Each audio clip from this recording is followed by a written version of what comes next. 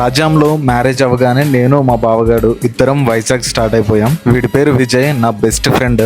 Almost 15-16 years నుంచి మా friendship ఉంది. ఇంకో విచిత్రం ఏంటంటే వాడిది నాది ఒకటే రోజు బర్త్డే, బట్ ఇంతవరకు ఒక్కసారి కూడా జరుపుకోలేదు. అది వేరే విషయం.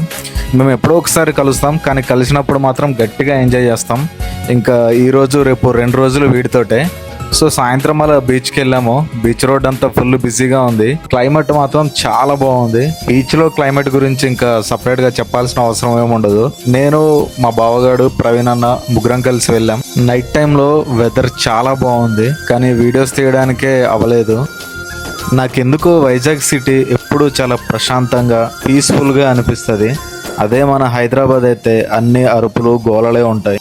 అందుకేనేమో నాకు వైజాగ్ సిటీ అంటే చాలా ఇష్టం. నేను ఎప్పుడు బీచ్కి వచ్చినా సరే అను పేరు బీచ్లో రాయడం నాకు అలవాటు.